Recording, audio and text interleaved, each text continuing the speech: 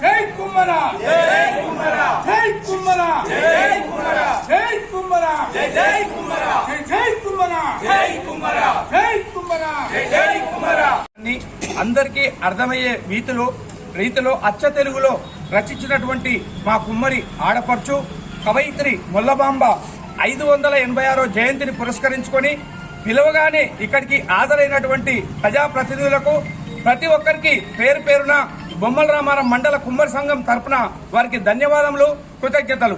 ఇక్కడ మీ అందరి ముందు మేము విన్నవించుకున్నది ఏంటంటే, ఈరోజు మీరు మాకు ఒక భవనం నిర్మాణానికి కొద్దిగా ప్లేస్ ఇస్తే ఇలాంటి బస్టాండ్ కాకుండా మా భవనం ముంగట్నే మొల్లమాంబ విగ్రహం ఏర్పాటు చేసి మేము అక్కడనే ఇలాంటి జయంతి కార్యక్రమాలు చేసుకుంటాం. కాబట్టి దయచేసి గతంలో కూడా మీరు గెలిచిన తర్వాత సర్పంచ్ గారిని, నేను ఉప సర్పంచ్ గారిని కూడా కోరినాను. అతి త్వరలో మళ్లీ జయంతి వరకు మాకు జాగిచ్చి ఎంతో కొంత భవనం మీరు ఏమొద్దు జాగిచ్చుకుంటే మేము భవనం కట్టుకుంటాం. మళ్లీ జయంతి వరకు మేము నూతన భవనంలోనే మా మొల్లబాంబ జయంతిని చేసుకుంటామని మీ అందరి ముందు కోరుకుంటున్నాను. జర పెద్ద మనసుతోటి అతి త్వరలో మీరు మాకు స్థలం కేటాయిస్తే కొంతమంది మీలాంటి దాతలతోటే మేము నిర్మాణం చేపడతాం. అదేవిధంగా మన ఉమ్మడి ఆంధ్రప్రదేశ్ ఇప్పుడు అలాగే ఆంధ్రప్రదేశ్ అయింది.